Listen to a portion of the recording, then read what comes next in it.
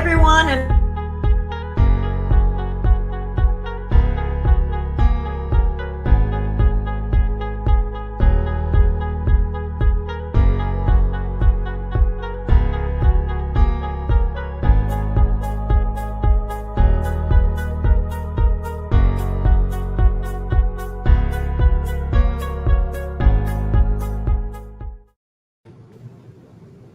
hi everyone, and welcome.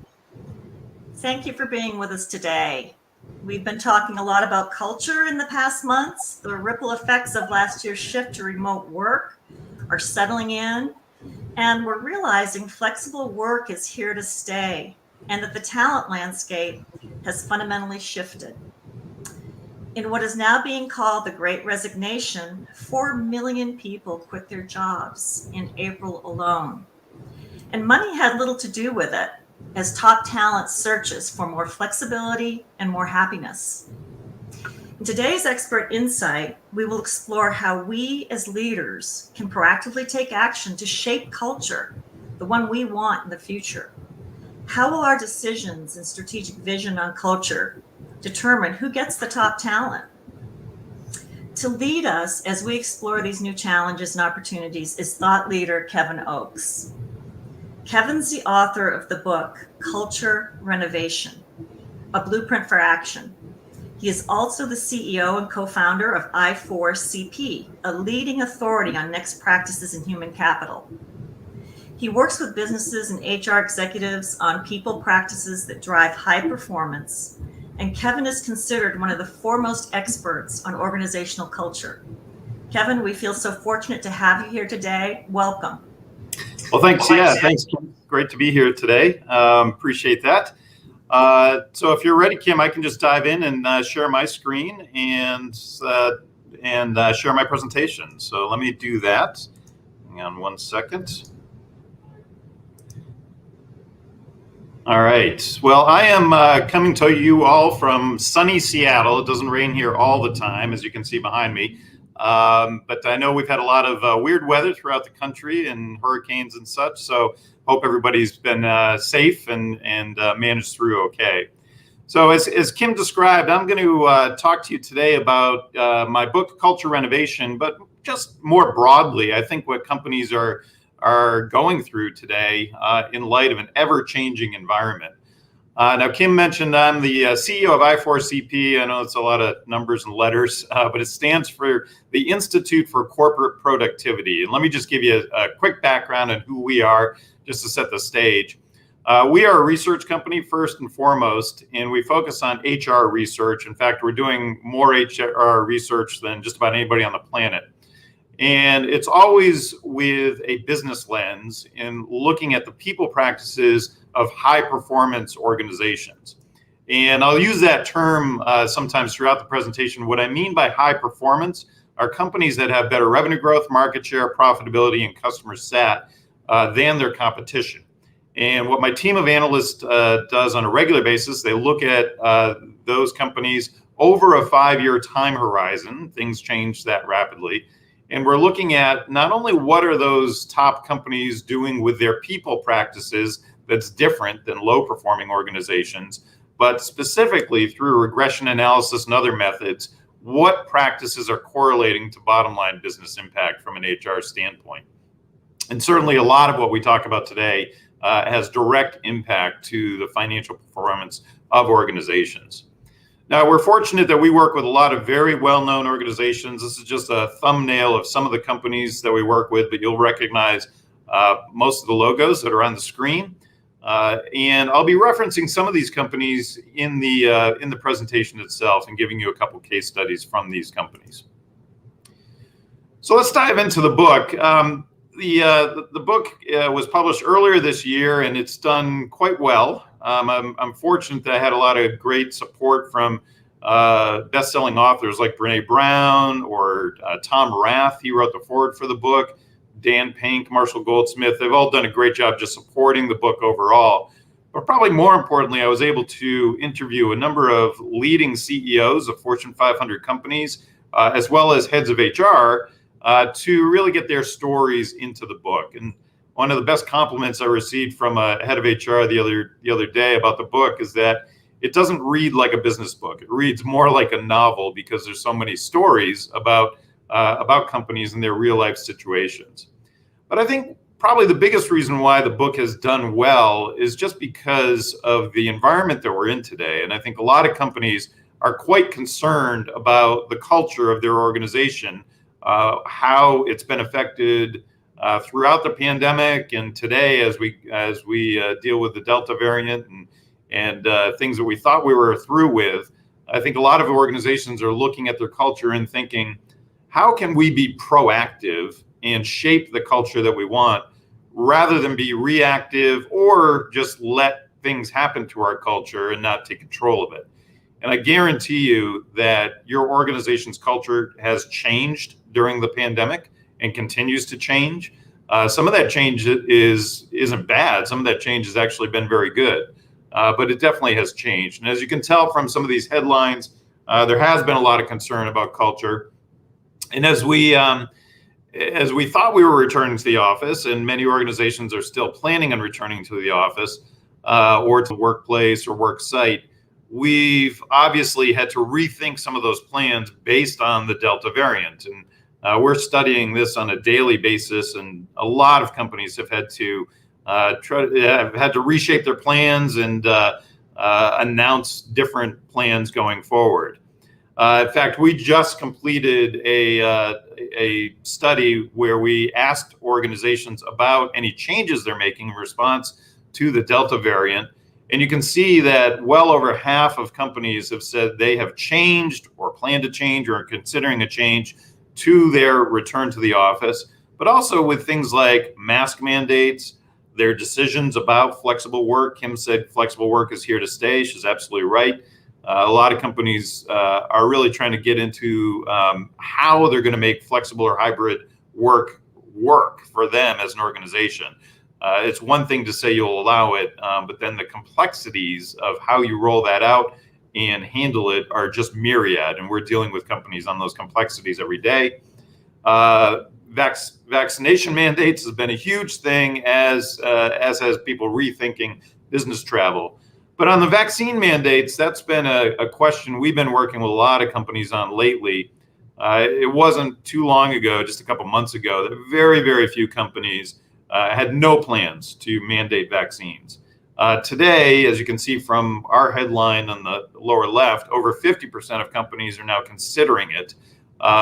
Nearly 25% of the Dow have already mandated vaccines for workers. And that was an article from a week ago. It's probably even more today. And this is a daily change that we're seeing happening out in society. And so from a culture standpoint, these are all concerns on what are those vaccine mandates, our flexible and hybrid work policies, our return to the office schedule. What is it doing to our culture? But I started writing this book before the pandemic, and culture was already a big deal then. By the way, I meant to mention this. We have a study on all of these issues. It's called From Cube to Cloud that we just published, and it goes into quite some depth around some of these issues and is certainly a study to take note of if this is something you want more info. But as I was saying, I started studying this before, and my team did, before the pandemic. And it was very clear that corporate culture was already a top concern inside of organizations, particularly with senior executive teams and boards of directors. And boards are getting the message that they need to look at culture from organizations like the NACD here in the United States, who put out a wonderful report called Culture as a Corporate Asset. We were fortunate enough to interview most of the authors of that report, and they're all sitting board members for public companies and chairs of boards in some cases. And they said in that report that the oversight of corporate culture should be among the top governance imperatives for every board. Now, one of the reasons they're saying this is because of corporate scandals that we're all probably far too familiar with. We've seen a number of them over the years, whether it was the Boeing 737 MAX tragedies that the U.S. House of Representatives blamed on a culture of concealment, or the Wells Fargo sales scandal that was also blamed on a sales culture that was too incentivized to open up those accounts fraudulently. We've probably all read about the downfall of WeWork and how their toxic culture really derailed their IPO. We could go on and talk about some of these. But as Jamie Gorelick, who's one of the authors of that report, said, and she's on the board of Amazon and VeriSign, she said what boards really want to know is, are they sitting on quicksand? They just want to have a better understanding of the culture of the company that they're governing. Now, I've sat on a lot of boards. I've run a lot of boards. I continue to be on boards. I always notice that corporate culture is often 95% filtered through the eyes of the CEO. That's the only indication the board really has on corporate culture. There's rarely independent data, and maybe the board will pick up some elements of culture from the CFO or a couple other executives that they interact with, but there's oftentimes not a lot of info on corporate culture until one of these scandals happens. And that's what the NACD is trying to caution against, is looking at culture in more depth and pressuring senior leadership to provide that data, provide more insight into culture. Some of these boards are even setting up separate culture subcommittees, just like the governance or nominating committee. Citigroup is one company we work with that has had a culture committee for a couple of years now that reports out to the board and looks at some of that culture data. I suspect we'll see more of that. We're also going to see more heads of HR, either current or former, sit on corporate boards. If there's one thing the pandemic taught a lot of these boards is that they probably over-architected on financial acumen, and they under-architected on human capital acumen on the board itself. And so you're going to see a lot more emphasis on human capital acumen going forward with these boards.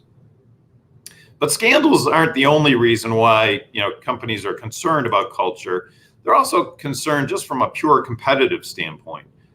I wrote about in the book, and you're all probably familiar with the term unicorn, which is a definition for companies that are private that have a valuation of over $1 billion. And this was a term coined in 2013 by Aileen Lee, a venture capitalist in Silicon Valley. At the time that she created that term, there were 39 unicorns. Today in the world, there are well over 700. And so this is sort of a time continuum of how we've had a proliferation of these unicorns.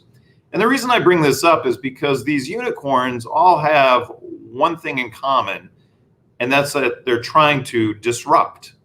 And they're either trying to disrupt a staid industry or staid companies in those industries. And they're disrupting those companies through new technology or a different business model. And usually it's a combination of both.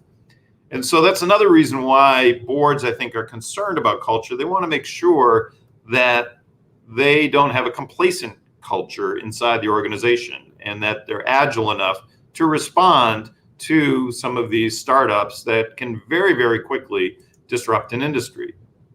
In fact, I've often advised companies and CEOs, I wrote an article about this, that they should consider creating a Kill Our Company committee, which is really just a small group of diverse employees from a cross section of the company that would think like unicorns.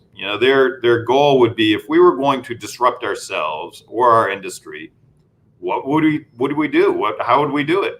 And that's just a way to stay ahead of what those unicorns are already thinking about and planning on inside the organization.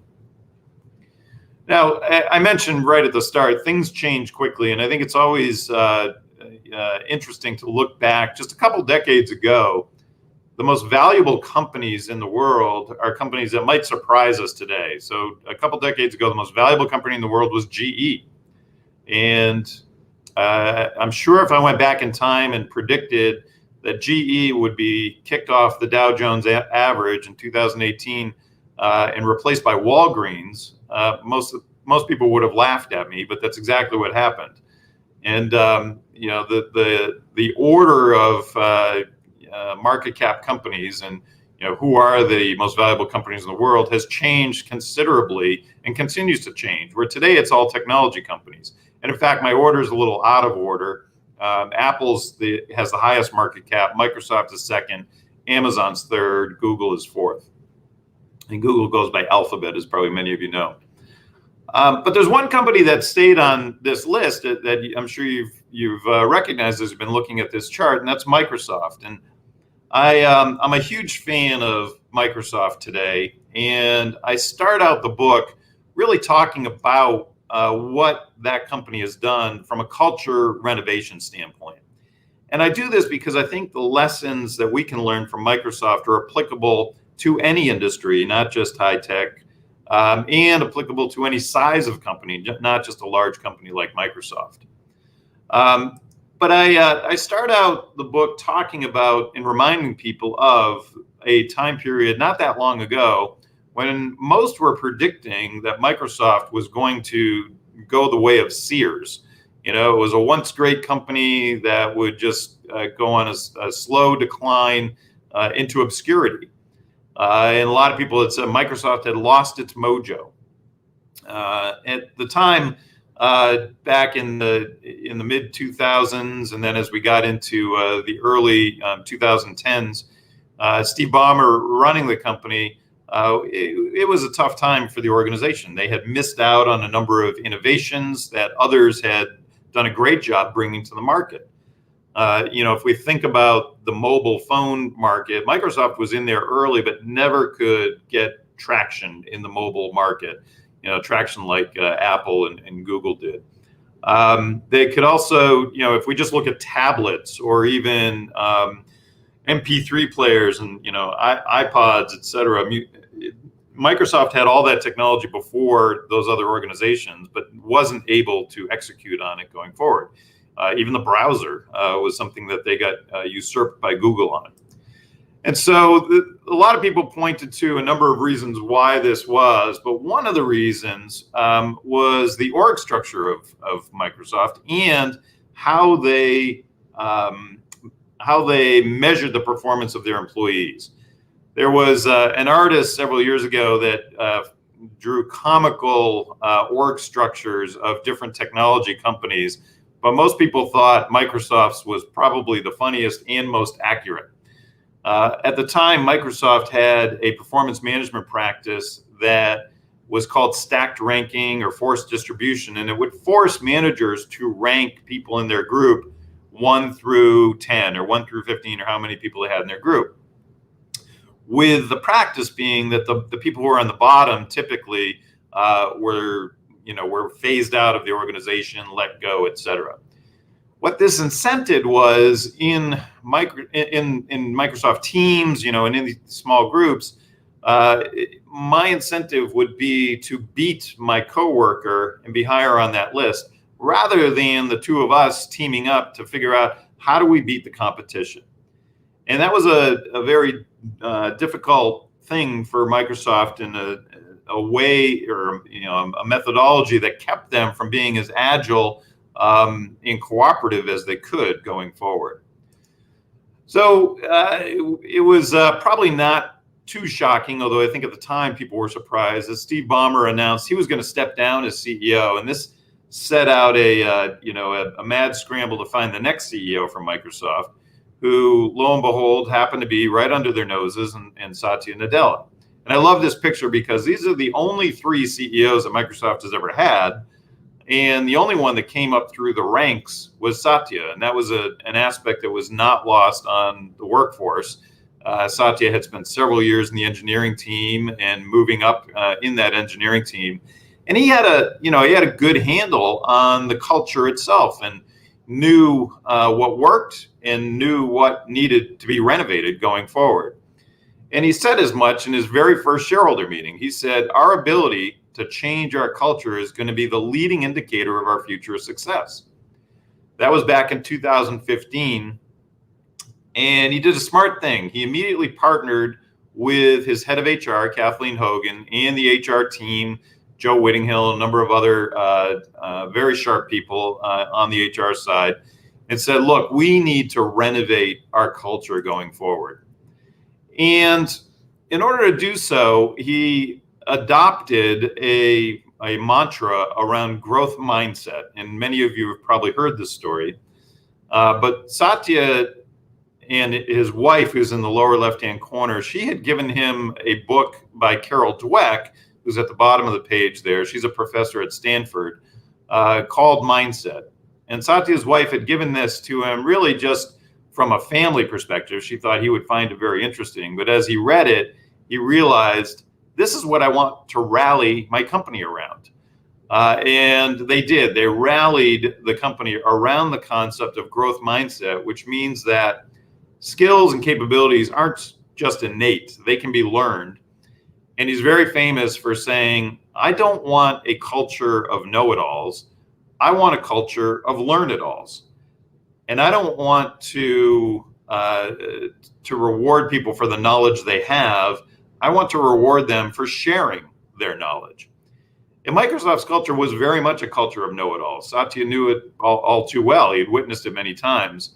And people used their knowledge for power. They used it for preservation, to get more, more bandwidth inside the organization, more territory, et cetera. And Satya flipped that with the concept of growth mindset. And I'm always amazed when I talk to people in Microsoft, no matter where somebody is in the hierarchy of the organization, they've got a very good handle on what growth mindset means.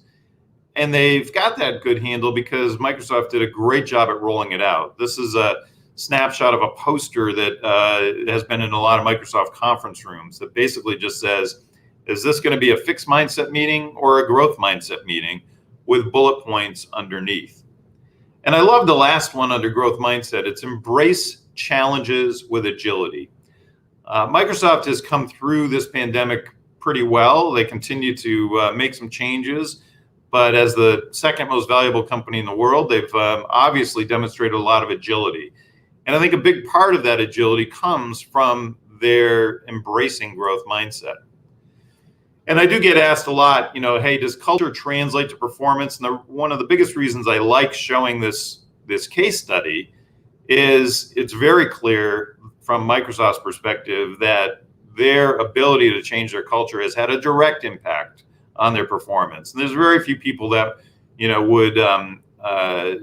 would dispute that in Microsoft. Certainly there are other factors around their great products and some just different business dealings that they've done, some acquisitions, et cetera, during this time period. But I think if you ask Satya or any of the senior executives, what's the number one thing that has propelled the organization to have such a great financial track record since Satya became CEO, they would say it was our ability to renovate our culture.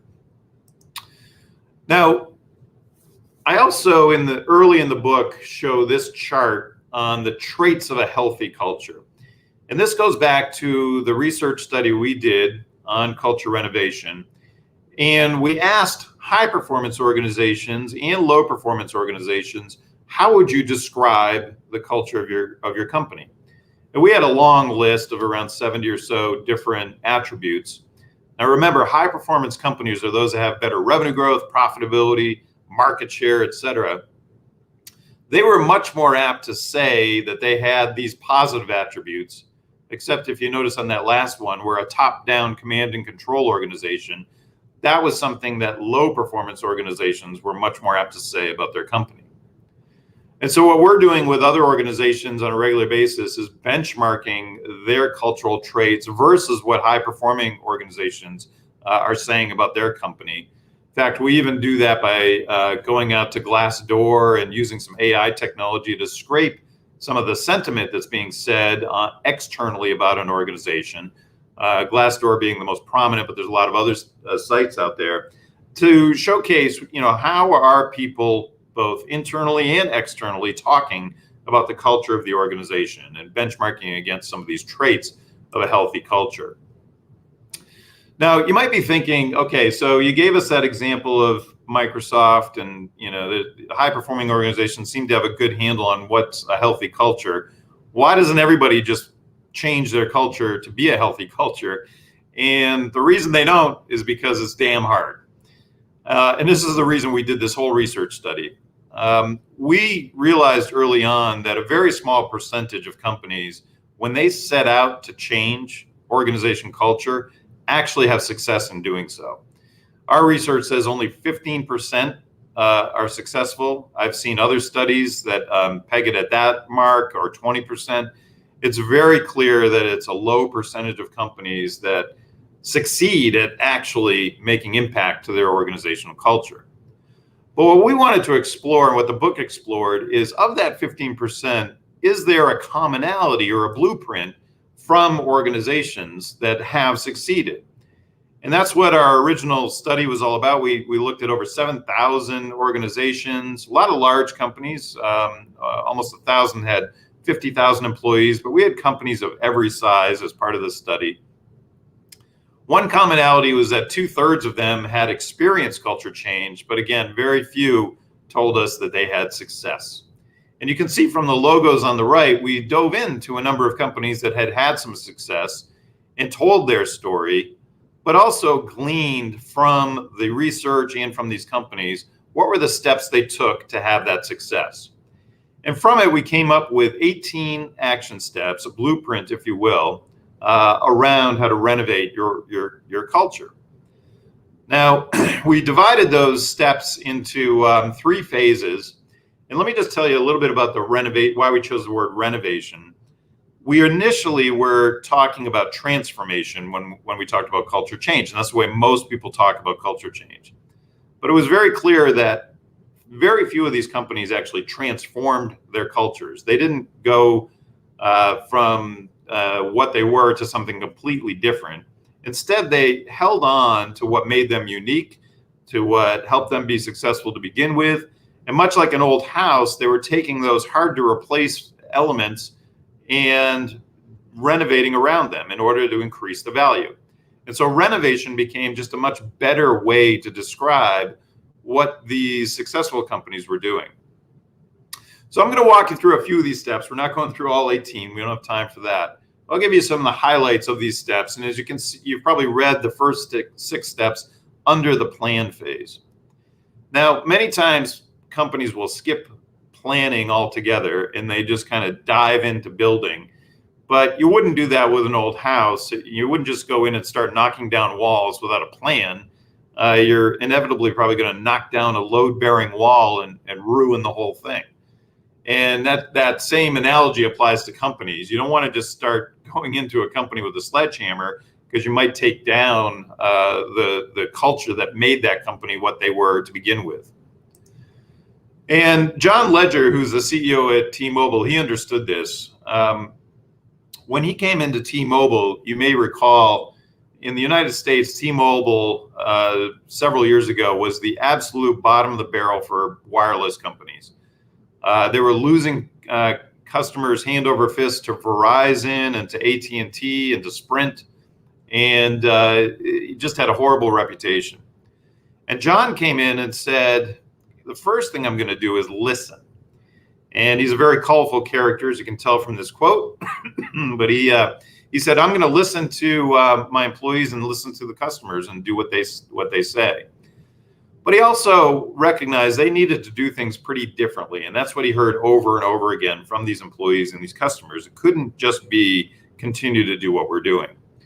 And they adopted the mantra of uncarrier, and it was this rebel mantra that we're going to get rid of these long contracts that wireless companies back then made you sign and commit to for several years.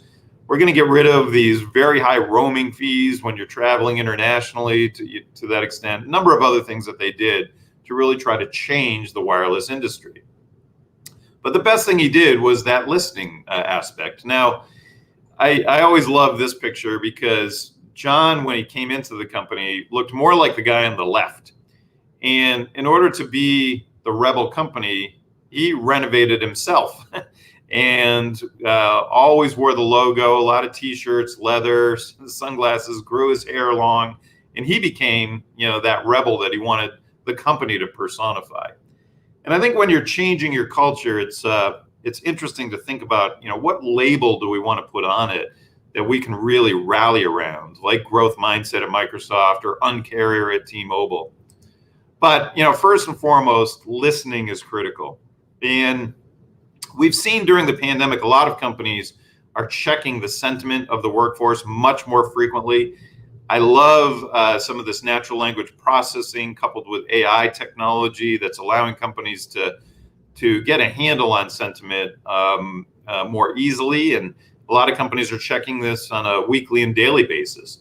In fact, Amazon's one of those companies. Amazon asks employees to answer a question before they log on each day, and it's just one question. But they use it very strategically. And in the book, one that I highlighted that's gotten a lot of recognition is your manager a simplifier or a complexifier?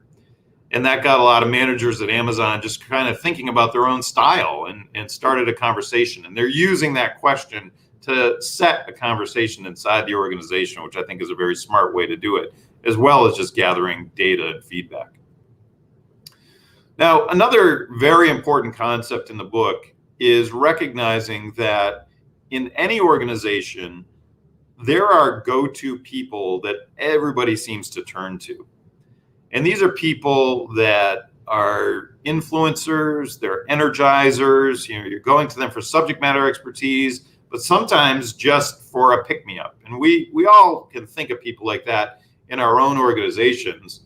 Conversely, there are people that when you talk to them, you just leave with the life sucked out of you, and they're energy drainers.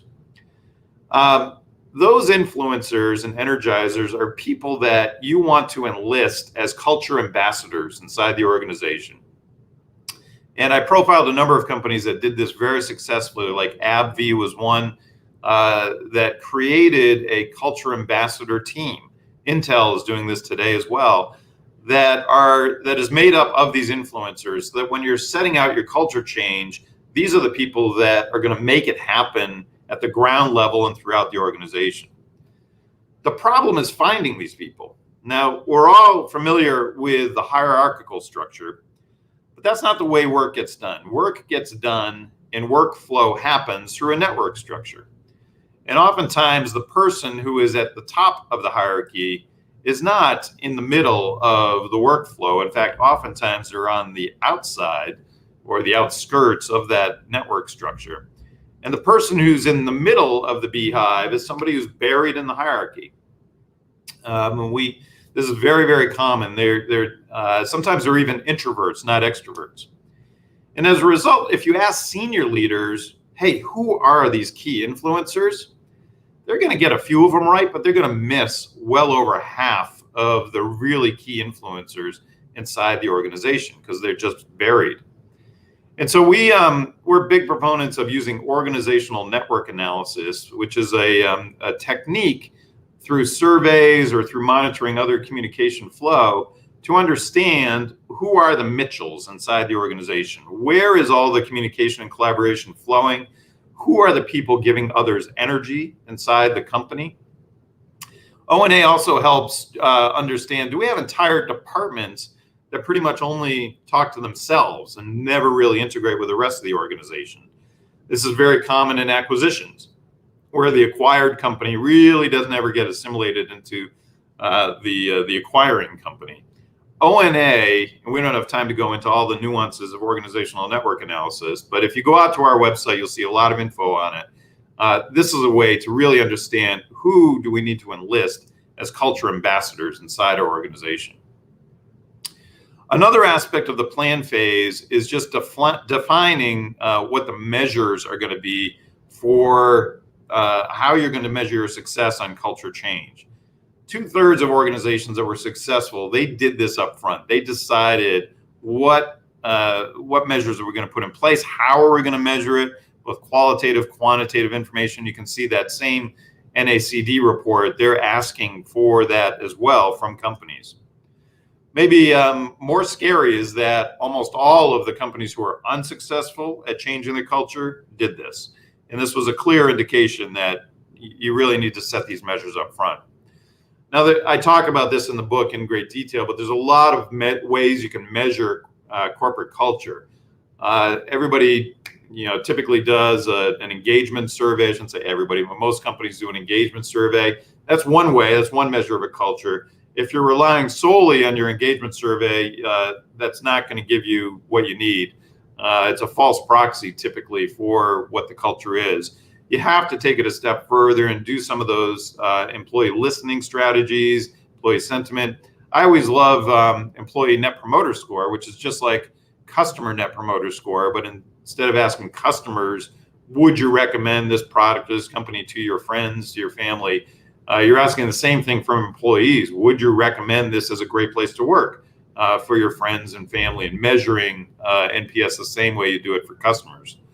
There's a lot of other things that companies are doing to measure their culture, and I'm listing some of them here. It's not an exhaustive list, but certainly that's an important aspect of culture renovation. Well, let me move on from the plan phase, and there are other steps there, obviously, that I didn't go into, and we'll go into a couple steps in the build phase. And again, 6 steps here around communicating that change is coming, painting a vision for the future, collaborating, creating a co-creation mindset. First thing I'm going to talk about, though, is ferreting out the skeptics and the non-believers early.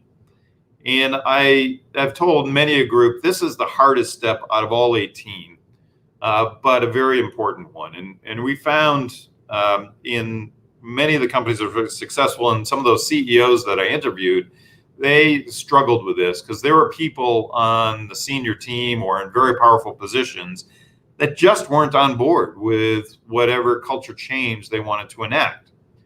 And it's a lot like Jim Collins's book, Good to Great, and getting the right people on the bus. It's the same thing with culture change. You've got to make sure that you're either convincing those skeptics and non-believers early of why this is important, or moving them out of the way. And a number of organizations replace senior leaders that were not able or willing to embrace and model this change. Another thing I talk about in the book is the importance of stories and the history of the organization.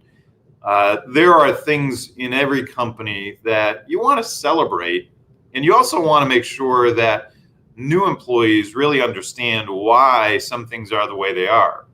So telling stories can be a great way to do that, and I gave some examples in the book of how companies are effectively telling those stories.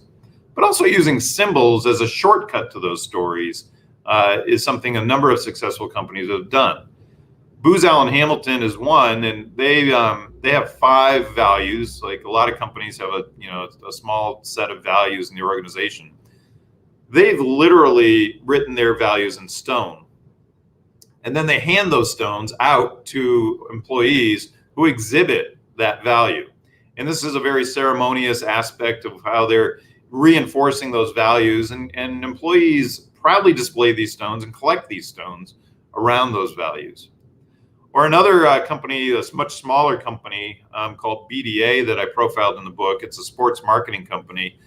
They've adopted Tigger as their mascot because even though Tigger's not the smartest cat in the forest, he's the pick-me-up guy. He's that energizer. And if Piglet is lost, we're going to go find him.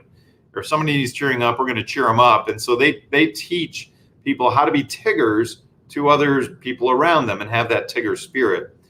And they hand out stuffed Tiggers. They've probably purchased more, they think, than any company on the planet, as a symbol to people who have that Tigger spirit and that Tigger attitude. Those are just a couple examples, but I think they're good examples of how you can use those symbols as a shortcut to the story. Last thing I'll mention in the build phase that successful companies did very well is they trained their leaders, not just their senior leaders, but mid-level managers and frontline leaders on the behaviors they wanted to see to drive and embody that desired culture change. Employees are going to do what leaders do, and they're not always going to do what you wrote on a wall or put in a PowerPoint. And so these companies spent the energy, the time, the budget to train these leaders to walk the talk and to exhibit and embody the leadership aspects that drive the culture that they want to put in place. And you can see that the highly successful companies did this way more than the companies that weren't successful at all. So put that time and energy and budget into training. All right, the last phase is the maintain phase. Again, another phase that sometimes gets ignored. There can be a lot of hoopla around building and creating a different culture, a new culture. But unless you work at maintaining it, it's pretty easy to sort of drift back to the way things used to be.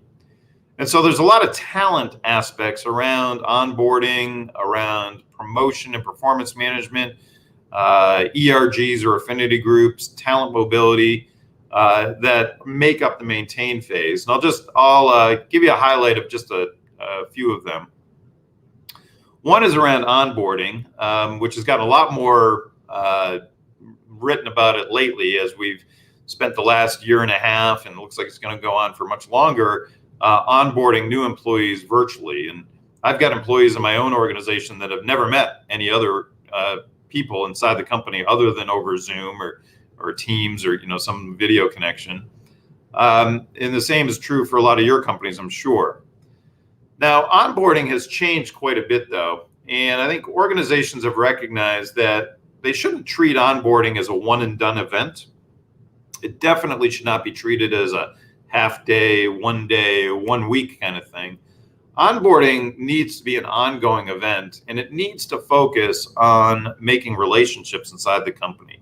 That's the biggest predictor of whether somebody is going to flame out after the first year or whether they're going to succeed inside the organization. How connected do they become to subject matter experts, to those influencers, those energizers inside the company that can help them succeed?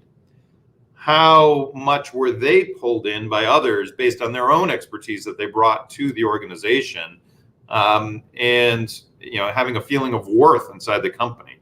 And we've all seen this. The people that don't make it are typically kind of lonely. They just never really assimilated. Measure the relationships and focus on making those relationships early for those new people coming in. Start onboarding even before the employee's first day on the job. That's what a number of organizations are also looking at, is how do we get people integrated into our culture, getting the info they need even before they start. Ghosting has become a big problem in a lot of organizations where you've given an offer to somebody and then they never show up. You got to make sure that you're putting that effort into the relationships.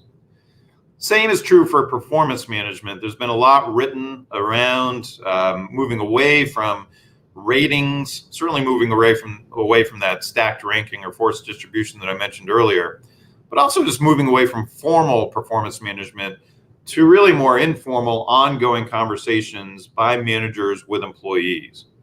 We've got a lot of info out on our website around that. But the important thing to take away, I think, when it comes to culture change is realign your performance management practices to enforce that change or to support that change that you want to see. A lot of the companies that were very successful at culture change did that. They changed their performance management practices or moved what they were measuring, how they were measuring things to be more in line with that culture change they wanted to see. One of the things that they're putting more emphasis on, particularly with managers inside the organization, is around the manager's ability to move talent inside the company. I just wrote an article that was published last Friday in HBR on the importance of talent mobility. And the concept here is that if you've got really good people on your team, don't allow talent hoarding to happen. This is something that happens in a lot of low performing organizations.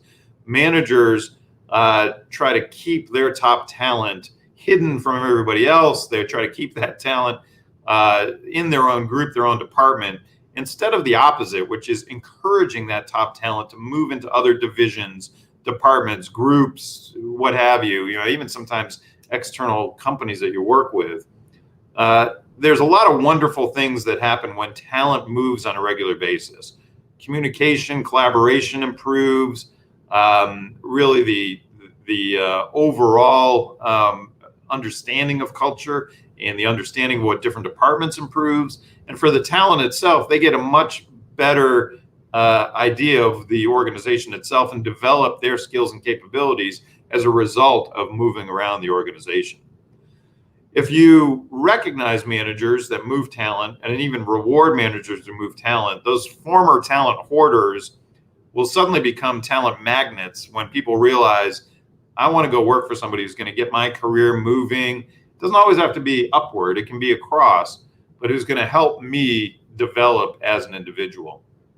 Go read the article if you want more info on talent mobility, but this is one of the least utilized but most successful talent techniques inside of organizations.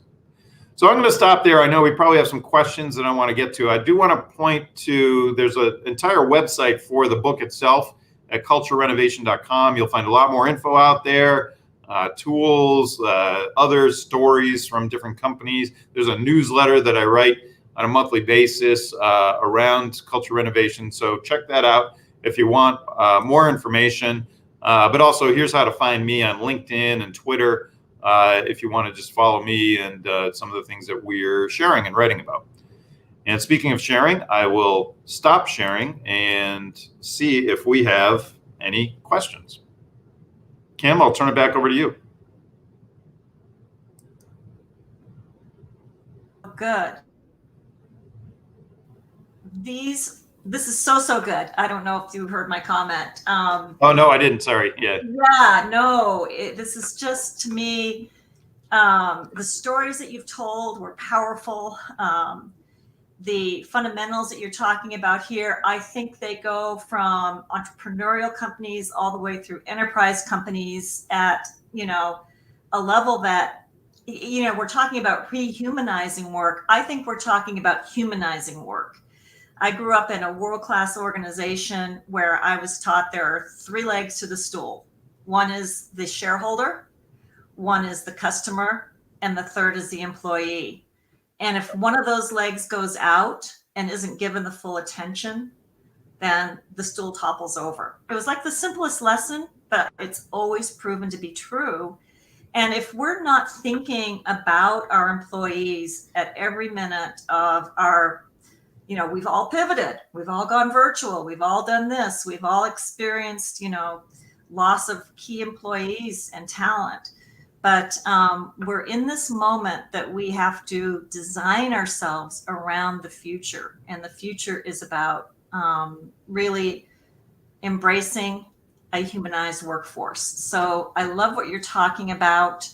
I guess for me, I'd love to hear a little bit more from you on this idea of talent mobility, because I do think that at certain sizes of organizations, we can't allow that fish to stay in that one pond. I was always taught to move my key and top executives every 2 years. So, that's a lesson from the past. Just Sure. to make sure that they were helping different parts of the organization grow and be powerful. Your thoughts in smaller organizations on how to handle that? Yeah, it's almost always the impediment to talent mobility is almost always at the manager level. So we often are incenting managers based on pure business, results, and it's natural. I've done it myself many times to want to keep people on your team who are helping you achieve those results. But if you flip it a little bit and start measuring managers on their ability to develop that talent and move that talent, their mindset is going to change as a result. But even in small companies, this can be very, very powerful. In fact, I've counseled a lot of companies who ask me, how do we get started, with talent mobility? An easy way to get started is see what positions you could do one-for-one swaps on, and then have those individuals coach each other on the job that they did. That's an easy way to put the burden more on those people who had swapped jobs, but give them more exposure to different roles inside the organization. That's one way to kind of get talent mobility moving inside the company. But I wrote in that article, Kim, we make it so much easier for managers when they have an opening on their team to go external and hire externally versus first looking internally. And there's a lot of things that happen that dissuades them from looking internally. You don't want to poach talent, in a lot of organizations. They don't even know what skills and capabilities exist in the company because we don't database it. There's a lot of reasons why managers are more apt to go external than internal. It's the same for employees. Employees are much more likely to look for a new job externally because it's easier. It doesn't come with labels of my current job inside the company. And oftentimes if people find out you're looking for a new job internally, you're sort of dead man walking. Suddenly you're disowned by your manager or your team. Yeah. But you also have salary bands that are attached to you inside an organization. They get broken when you go outside. Companies need to think about that and how can they make it easier for that internal movement of talent. And we've talked a lot about a talent ecosystem inside a company to help organizations really understand what talent they have and make that flow of talent easier inside the company. Okay, thank you. I understand that we've got some questions in the chat. Are you able to see the chat, Kevin? Yeah, I am. Okay. Yeah. You want me to just start picking out questions? Yeah. Here's one from Nima Kelly. She says, Yep. Thanks, Kevin. With the increases in remote working and hiring internationally, do you look at the impact of language diversity on culture? English being the business language, but not everyone's first language. I love this question. Yeah, it's interesting. We get asked the question a lot. What culture should prevail? Is it the company culture when you've got a global company and people working in a lot of different locations, or is it the local culture or the country culture that should prevail? And the answer to me is very clear that the company culture is what should come first in those organizations. It's hard to have a lot of different cultures, even though subcultures exist. You need to have that overarching culture inside the company, like a Microsoft or any of those big companies that I talked about have. When it comes to language, though, it's gotten a lot easier to manage different languages and the spoken language. I think a lot of those companies will say English is the business language of the company and default to that. But I think it's gotten a lot easier through translations, technology and services to manage languages overall. So hopefully that helps answer your question a little bit. Thanks. Do we have another question from Andre? Okay, Andres asks, great presentation, Kevin. Thank you. How do you see the impact of the new working from home, in quotations, reality on the culture of the company? I think the decisions being made today around flexible or hybrid work or a forced return to office are having significant impact on organizational cultures. I've been absolutely surprised at how different CEOs have come out on this issue, and even in the same industry or same geography. I'll give you some concrete examples. Jamie Dimon at JP Morgan Chase, not a fan of remote work and working from home, wants everybody back in the office. Where right down the street, Citigroup, Jane Fraser, the CEO, said, we're going to embrace flexible hybrid work. We're going to do what's right for the employee. Wildly different ways that they're approaching this going forward, and it's having an impact on culture. And I've had several CHROs tell me the decisions being made by our senior leadership, particularly the CEO, is having a real effect on our employer brand, whether we want it or not. One CHRO told me that they've lost 4 really top level candidates to the competition based on differences in attitudes around working from home or not. But we're seeing it in all industries. Reed Hastings at Netflix, not a fan of remote working, whereas other high-tech companies have embraced it. That Cube to Cloud report that I talked about, we came out pretty strong in their report saying that we felt forcing people to return to the office was a mistake. And if there was one thing that the pandemic taught us is that everybody's situation is a little different. You have to be empathetic to individual situations. We've got schools now, who knows what's up with schools going forward, but we may be right back into to remote schooling, and that has a big impact on the parents and organizations. Same with elder care, people who are caring for elders. So I think when you're setting out these policies, to me, you've got to recognize these policies are going to be broken day one. And so how are you handling that? And we've got to have more autonomy with the managers. Let the managers manage. Let the managers figure out what's best for the company, what's best for the individual. Sometimes it's going to be working from home. Sometimes it's going to be in the office. And there's a lot of people who would rather be in the office, and that's fine too. But I think flexibility has got to be key going forward. Well, and it sounds to me from what you were saying, the other key is, have we been listening to the workforce? Have we been listening to the key influencers as to whether or not it's good for us to go back? Or it is, it's not like there's a right or wrong answer to this, because every company is so different. But the listening to what the employees and the managers and the executives are saying is the most important thing. Yeah, that's right. And really that CEO has such a great impact in what they embrace and move forward with. One other thing I'll mention here, Kim, I often hear we want people back in the office for improved collaboration or improved innovation or improved productivity. The data will say just the opposite. The data says, none of those things suffered during the pandemic. In fact, most of those things improved in most organizations during the pandemic. Wow. Innovation is not something that just happens around a conference table in a company or in a hallway in a company. It happens a lot of different ways. And so, I guess I just want to caution people, when you're using those as reasons for trying to put people back in the office, look at the data. The data will tell you more than just gut instinct will tell you. Yeah. Well, personally, Kevin, we're coming up on the hour here, but I can't wait to get your book and read it. I think what you've shared here today is fantastic. We look forward to sharing your information with all of our members and our partners and anybody who has joined us on the expert insights today. Boy, this is a changing world, and we have to look to the future. We have to innovate, and that can happen, like you said, from anywhere, from behind our Zoom screens. But there is more work to be done on humanizing the workforce. Certainly is.